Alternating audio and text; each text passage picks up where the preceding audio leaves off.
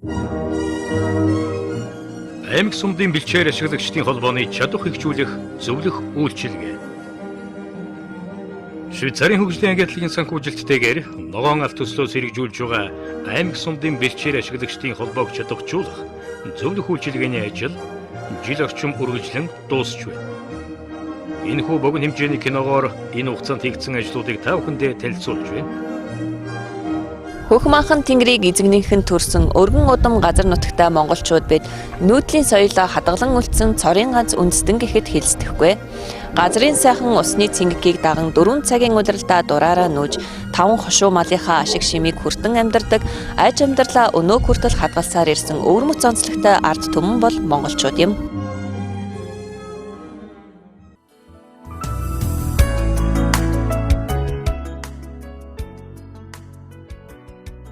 Бэлчээрийн ашиглалтыг сайжруулах, нутгийн иргэдийн оролцоотойгоор тэдний дуу хоолойг өөрсдийн холбоогоор дамжуулан дэвшүргэх, өөрсдийн зорилго зорилтоо үр дүнтэй хэрэгжүүлэх чадвар үүхий бие даасан институт сулан хөгжин дэвших чиглэлд бид бүхэн орон нутгийн бэлчээр ашиглагчдын холбоотой хамтран ажиллаж ирлээ. Зөвлөх үйлчилгээний эхний шатанд аймаг сумдын бэлчээр ашиглагчдын холбоотын одоогийн нөхцөл байдлыг тодорхойлон олон талт оролцооны аргаар үнэлгээ хийж төрийн бус байгууллагын чадварыг сайжруулах төлөвлөгөөг боловсруулан гаргасан юм. Үнэлгээг төрийн бус байгууллагын менежмент, засаглал, манлайлал, санхүүгийн менежмент болон доктортой байдлын чиглэлээр 40 асуултын хүрээнд 1-5 хүртэлх оноогоор тэд өөрсдөө өөрийн байгууллага үнэлэх аргаар зохион байгууллаа. Төслийн хүрээнд 7 аймгийн 97 суманд бэлчээр ашиглагчдын холбоо байгуулагдсан ажиллаж байсан ч бид энэхүү 7 аймгийнхаа 14 сумыг сонгон авч үнэлгээ хийсэн юм.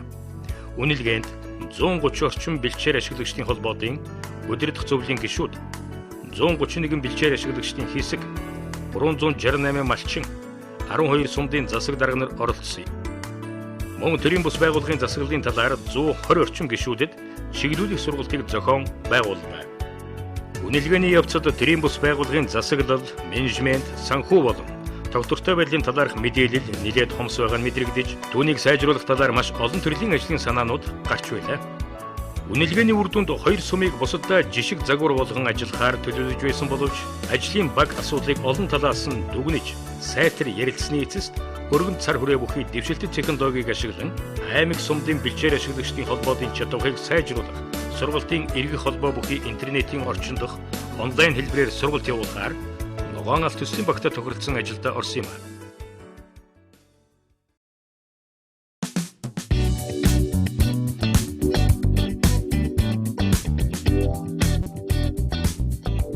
Ингээд онлайн сургалтаар явуулсан хичээлүүдээ агуулгаар нь эргээд нэг харцгаая. 1-р хичээл.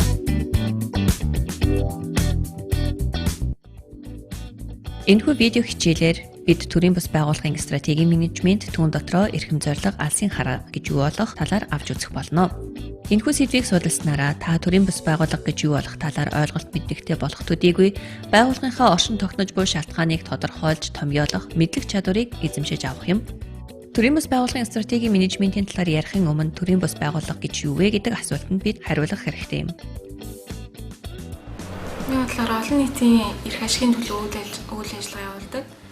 Сайн дурын үндсэн дээр үйл ажиллагаа явуулдаг хүмүүсийн 2-р хичээл. Өнөөдрийн хичээлээр бид төрийн бус байгууллагын менежмент, стратегийн орчны талаар, тэр дундаа стратегийн гадаад орчны талаар авч үзэх болно. Энэхүү сэдвийг судалснаар стратегийн удирдлагын талаар ойлголттой болох төдийгүй гадаад дотоод орчны шинжилгээг хийж стратегийн хувилбар боловсруулах аргыг эзэмших юм. 3-р хичээл. Энэхүү хичээлээр та байгууллагын стратегийн нөөцийг зөв тодорхойлж, байгууллагын стратегийн нөөцийг давуу тал болгон ашиглах арга замыг, ашиглах аргыг эзэмшихэд оршино.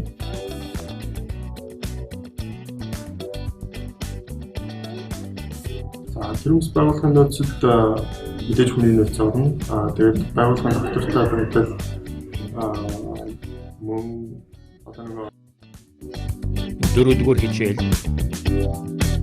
Байгууллагын үйл ажиллагаанд хяналт болон зохистой удирдлагыг хэрэгжүүлэх тогтолцоог бий болгож, тасралтгүй, боловсронгүй болгох үйл явцыг л засаглал гэж хэлнэ. Улс аймгийн түргэн сумын бэлтгэл ашигтай холбооны тэргүүн оюун дэлгэр миний 2014 оны 1-р сараас аймгийн бэлтгэл ашигтай холбооны удирдах зөвлөлийн гишүүн 5 дугаар хичээл. Төрийн бус байгууллагын эрх зүйн үндэс ба нийгмийн хариуцлага хичээлийг эхлүүлье. Энэхүү хичээлээр төрийн бус байгууллагын эрх зүйн үндэс болон үүрэг хариуцлагын талаарх ойлголт мэдлэгийг олж авахаас гадна төрийн бус байгууллагын нийгмийн харилцааны талаар ойлголт мэдлэг олж авах, байгууллагынхаа үнэт зүйлсийг тодорхойлон нийгмийн хариуцлагаа дээшлүүлэхэд үйл ажиллагаагаа чиглүүлэхэд энэхүү хичээлийн гол зорилго оршиж байгаа юм. Нэмэлт хичээл.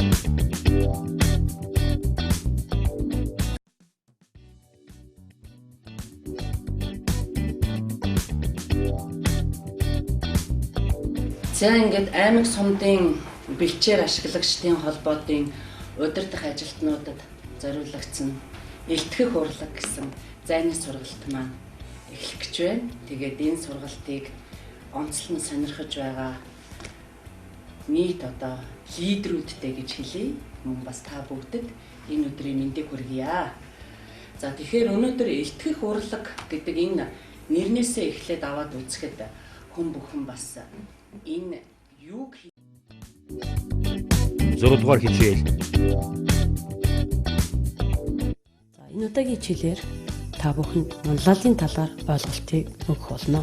Хичээлээр манлайлалын үнэл, манлайлалын хандлагын тухай ойлголт болон төрийн бус байгууллагын олон тат манлайлалыг хэрэгжүүлэх боломж нөхцөлийг хэрхэн тодорхойлох болон манлайл гэдэг маань хэсэг хүмүүсийн дунд идэвхтэй тэр маань бусдад нөлөө үзүүлж чадах үс тийм ажиллаж буюу өөрийнхөө байж байгаа орчиндөө бусдаас илүү байхад л манлайл. 7 дугаар хичээл.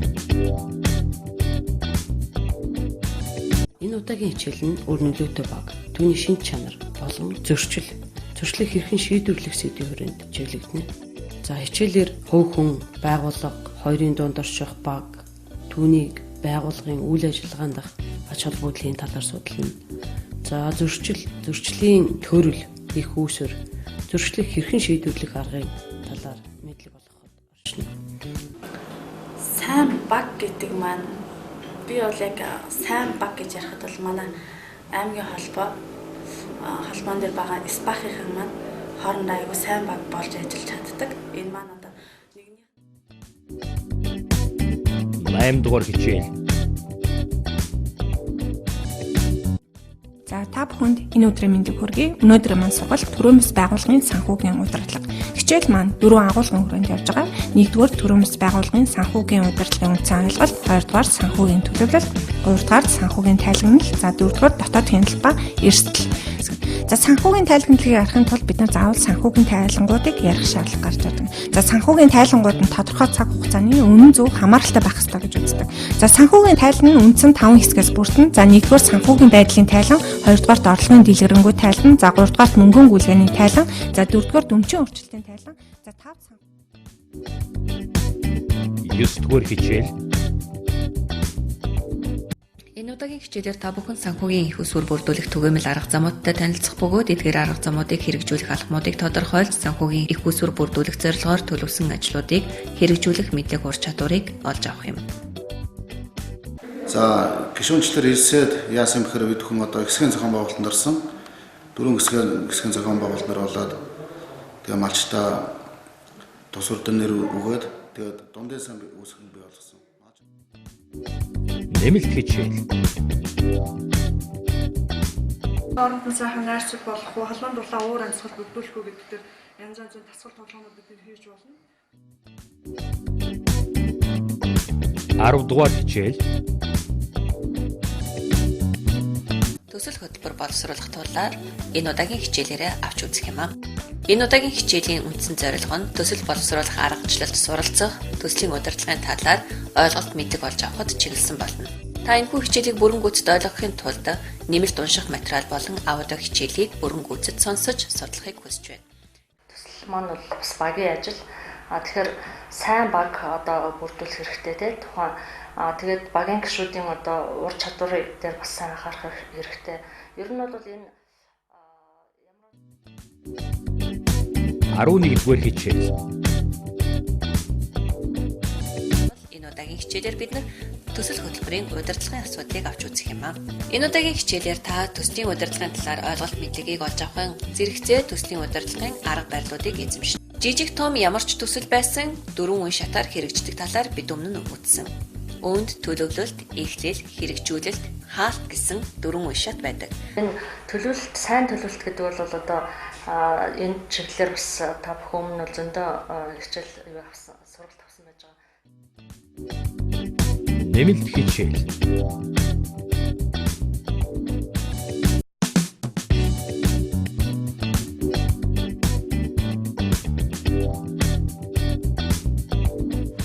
Аймаг сумдын бэлчээр ашигтай холбооны удирдах ажлын зориулсан манлайлагчийн ёс зүйн хичээлийг эхэлж байгаа.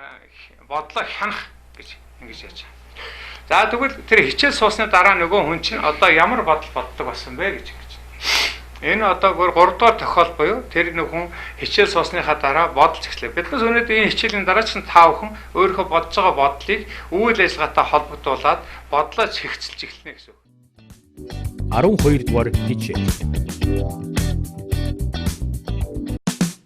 Сайн байцгаана уу? Монголын хөгжил судлалын төв бизнесийн амжилтын түлхүүр болон санхүү эдийн засгийн дээд сургуулиас хамтран зохион байгуулж буй Абахас бахуудын чадвар бэхжүүлэх онлайн сургалтын сүүлчийн хичээлийг та бүхэнд хүргэхэд бэлэн боллоо. Энэхүү онлайн сургалтыг явуулах боломжийг олгосон Швейцарын хөгжлийн агентлаг Ногоо алт төслийн хамт олон талархлаа илэрхийлье. Өнгөрсөн оны 12 дугаар сарын 1-ээс эхлээд өдий хүртэлх хугацаанд хичээл зүтгэл гарган энэхүү хичээлээ анхааралтай хандаж тогтмол оролцсон, бие даалтын ажлуудыг цаг хугацаанд нь чанартай сайн гүйцэтгэн төл зүтгэлтэй оролцсон, сургалтын төгсгөл хүртэл хамтдаа байсан нийт оролцогчдоо баяр хүргээд энэ удаагийн хичээлээ эхлэе. Энэ удаагийн хичээлээр бид төрийн бас байгууллагын тогтвортой байдал ба түүнийг үнэлэх аргачлалын талаар өгүүлэх юм. Ингээд та бүхэнд бидний 12 дугаар сараас эхлүүлээд явуулсан энэхүү онлайн сургалт үр дүнгээ өгнө гэдэгт найдаж байна. Өнөөгийн байдлаар Абахас бахууд нь хөдөө орон нутагт малчдын дуу хоолой болон тэдний эрх ашигыг хамгаалахаар мөн бэлчээрийн зохистой менежментийг хэрэгжүүлэх, байгалийн унган төрхийг хадгалахад ач холбогдол өгч байгаагийн зэрэгцээ уламжлалт, мал аж ахуйг хөгжүүлэх, Монгол ахуй уламжлалаа хадгалан авч үлдэхэд чухал хувь нэмэр оруулах боломжтой учраас хөдөө орон нутагт ажиллах төрийн бус байгууллагууд иргэдийн дуу хоолойг төлөөлөн бодиттой үйл ажиллагаа хийх хамгийн боломжтой, хүчтэй зэвсэг болох боломжтой юм. Тиймээс та бүхэнд орон нутагтаа шинжилэлт өөрчлөлтийг авчрах хүч олон төсөл хөтөлбөрүүдийг хэрэгжүүлэн жинхэнэ орон нутгийнхаа манлайлагч иргэний нийгмийн байгууллага болохыг хүсэн өрөөгөөд энэхүү сургалтыг өндөрлөж байна. Өдий хүртэл бидэнтэй хамт байж сургалтыг бүрэн гүйцэд дуусгасан та бүхэнд амжилт хүсье. Мөн та бүхэнд баяр хүргэе.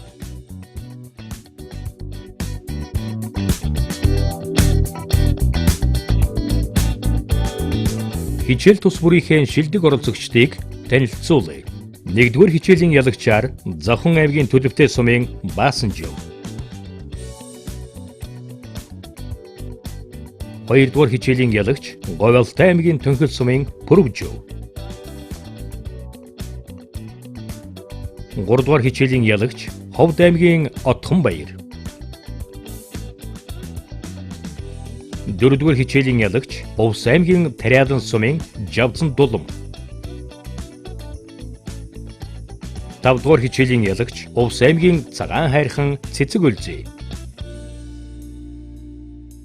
6-р хичээлийн ялагч Баян хонгор аймгийн Гурванболог сумын Инхвол. 7-р хичээлийн ялагч Бовс аймгийн Зүүн говь сумын Баттохтох. 8-р хичээлийн ялагч Бовс аймгийн Давс сумын Нямдорж.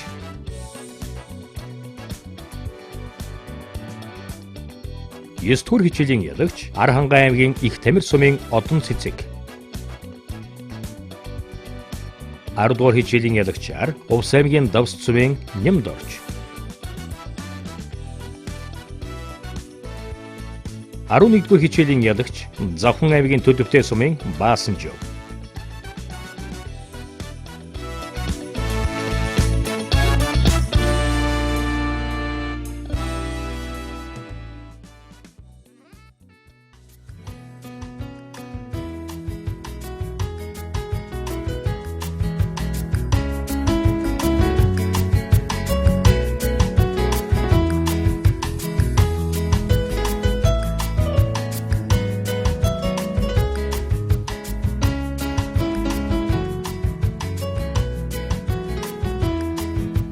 За энэ онлайн сургалт болохоор энэ төрийн бас байгууллагуудын маш олон төрийн бас байгууллагуудад одоо нэг зэрэг хүрч байгаа.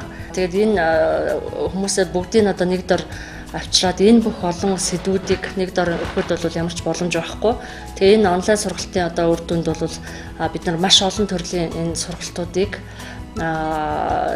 сумын бэлчээрэгчтэй холбоо, аймгийн бэлчээрэгчтэй холбооны ажилтнуудтай бол ингээд үе шаттайгаар олон бүлэг бүлгээр нэг хичээл болгоод ингээд төвшөлттэй сүүлийн үе одоо ийм төвшөлтөд технологиг ашигласан одоо үйл ажиллагаа болж байна гэж үзэж байна. Тэгэхээр энэ маань бол энэ ногоолт төслийн хүрээнд өмнө нь одоо явуулж исэн олон сургалтуудаас бол энэ байдлаараа бол маш их онцлогтой, давуу талтай. Ер нь онлайн сургалтын хамгийн сэтгэл нийсэн зүйл нь бол одоо бид цаашаа энэ сургалтаар болж авсан мэдлэгээ аймгийнхаа төвшөнд, сумынхаа төвшөнд байгууллага дээр бодит байдлаар хэрэгжилж байгаа. 2016 оны аймгийн бэлчээрэгчтэй холбооныхаа үйл ажиллагааны төлөвлөгөө төсвийн төлөвлөлтийг хийхдээ би нэгтлэн нутагтайгаа одоо яг энэ сургалтаар болж авсан мэдлэг дээр тулгуурлаж хийсэн. Энэ бол одоо биднэрт үнэхээр яг бодит байдлаар одоо амьдралд одоо хамгийн ийм боломжтой үүсгэж байгаа. Ер нь одоо энэ онлайн сургалтыг зохион байгуулж байгаа онлайн сургалтын багт бол одоо ер нь сэтгэл ханамжтай байгаа. Яг гэвэл хичээлүүд нь одоо тэр бид одоо яг тэр сонсох, тэгээд үзэх, тэгээд унших юм материалууд нь бол бүрийн шаардлага хангасан. Тэгээ бид бол тэрнийг л одоо гүйцэд мэдээлэл авчил одоо хичээлээ бүрдүүнтэй хийх л одоо бидний асуудал байгаа болохоос энд бол одоо энэ дээр нь бол ийм хүч тутагтал байна гэдэг ч юм уу тийм асуудал одоо алга хэмжээр чанартай зохион байгуулж байгаад сэтгэл ханамжтай байна.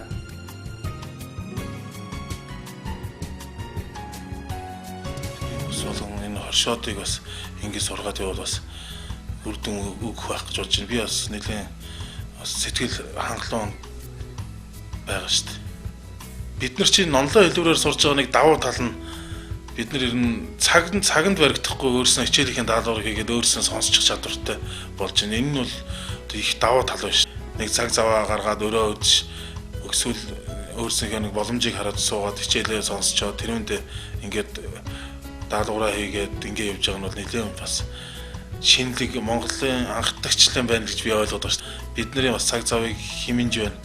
Тэгээд яг өөрснөө ингээд ганцаараа суугаад энийгээ сонсоод хичээлээ төвлөрөөд хийхээр чи хүнд үлдсэн арай илүү юм болоо гэж бодож байгаа. Тэгээд бас би минээс өрсөлдөөд энэ өрсөлдөөний журмаар нөхдөд сурахаар ч бас юмнээсээ бас нэг арай нэг гайгүй хийчихсэн гэд бас хоорондоо бас нэг итгэх нэлээ сайжирч ийн гэж үзээд байгаа шүү дээ. Ер нь одоо тэгэл өрсөлдөчихсэн гэж үзэх бодох юм биш үү?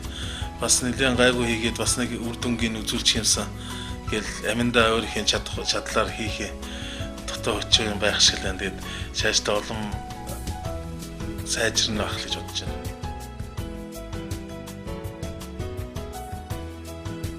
Зөвхөн тэгэл нэг өдөр тутмын ажилдаа орогдоод байх биш бас гэрийн даалгавар хийн шүү.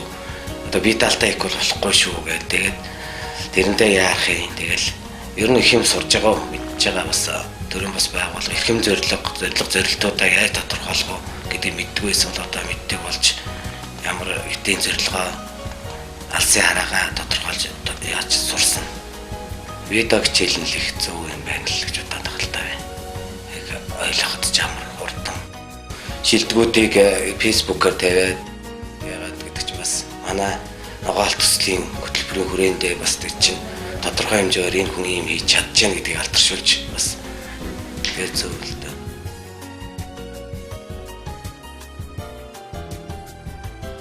Бид нар бас нэг мэдээлэлээр аягүй тутмаг явж байсан байна л да. Тэгээд энэ сургалтыг авснаар аягүй их мэдээлэлтэй болж авсан. Хамгийн гоё нөгөө нэг юм унших завгүй үедээ зүгээр нөгөө уцандаа ч юм уу зүгээр нэг алхаж явах зураа сонсоо явж байгаа нь аягүй бас тийм чухал байгаа л да. Сургалтыг сонирхолтой болгоод бас нөгөө хүмүүсийн хоорондын бас өрсөлдөөн хоорондоо бас нэгнээс хоцорчих үедээ гэсэн аястай юм шиг. Хөөе энд тэгсэн биз дээ би яага хоцорчоо гэл хүмүүсийг итгэвчүүлээд аяа бас зүгээр хал та. Эхнээсээ ингээд хоцтаад суулгаар яана одоо хоцтахаас нь өмнө хичээлээ хийхгүй болохгүй шүү гэдэг ингээд хүмүүсийн ухамсар тас ингээд суулгаж өгч байгаа хэрэг. Энэ нь бол бас аягүй тийм чухал.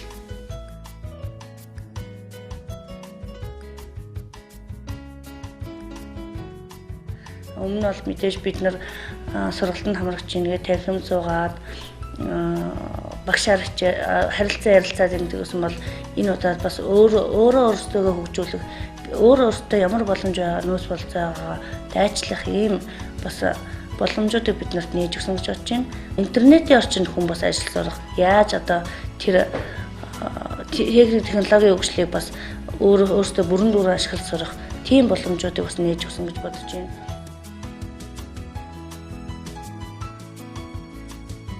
Сумын бэлчээр ажлын албаны тэргүүн, аймгийн бэлчээр ажлын албаны тэргүүн тэгээд тухайн одоо том байгууллагыг удирдах хүн бол энэ онлайн сургалт маш одоо цаг үе болсон. Сайн сургалт гэж би бодож байна. Тэгээд миний хувьд бол ийм онлайн сургалтанд хамрагдаж үзээгүй. Хүн аливаа юмыг харах өнцгөө олон ондоо байх юм. Би өөрийнхөө одоо бодол санаагаар ямаа тавиад болж өгөл төрүүлж тавьсан болоор тавьж үзлээ. Гэтэл одоо бас хүмүүсийн энэ төр бодож байгаа сэтгэж байгаа бас арай ондоо байсан байх. Тэгэхээр одоо би ийм одоо шатанд явсан байна. Бусд хүмүүс бас ингэж бас боддсон байна гэсэн бас сэтгэл төрж бас нөгөө хүмүүсээс суралцах ийм одоо боломжийн одоо ажил болж харагдлаа. Хамгийн гол нь энэ онлайны хичээлээр бид нар авчгаад дахин үзэх боломжтой байхгүй. Дахин үзэх боломжтой. Дахиад тавьж болно. Дахиад буцаагаад юм харж болдог. Ийм л одоо бас олж хичээл байл. Хасагдах зарчим гэдэг бол бас их зүгээр одоо хувилбар гэж бодож байна. Яагаад гэвэл нөгөө хасагдахгүй юмсгсэн гэсний төлөө хүмүүс тэмцдэг шүү дээ. Одоо аливаа юм болгон бас бяцхан тэмцэл байна. Энэ тэмцэл төр үр дүн байна. Хүмүүс баг байж болно. Тэгэхээр тэр болж байна.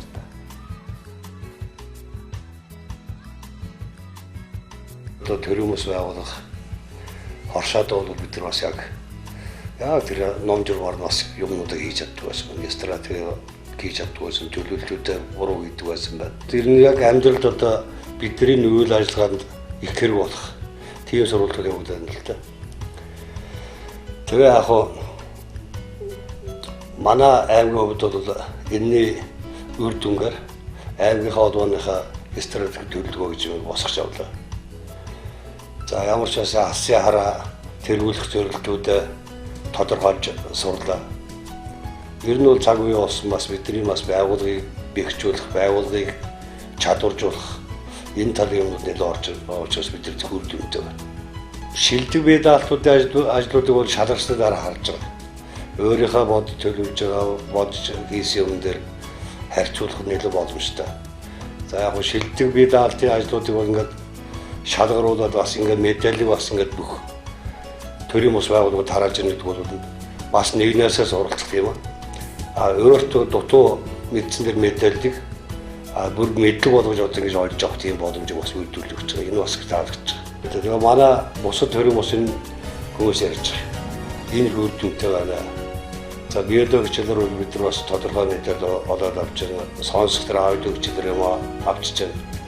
За ингээд унших материал, нэвтрүүлэг унших материал уншиж байгаа. Ерөнхийдөө бол бараг 5 метр хүрээний мэдэрч үзэж байгаа гэж байна. Өөрөө байж байгаа гэж. Бидний олж авч байгаа мэдээлэл бол дээрээс нэг системгүй юмуд олж аваад байна шүү дээ. Энэ сургуулийн юм давуу чанар нь явахаар системтэйгээр шат дараалтайгаар бас тийм яг багц мэдээлэлүүд бүргээд байгаа учраас бас тэр нь мэдлэг болж өгдөг.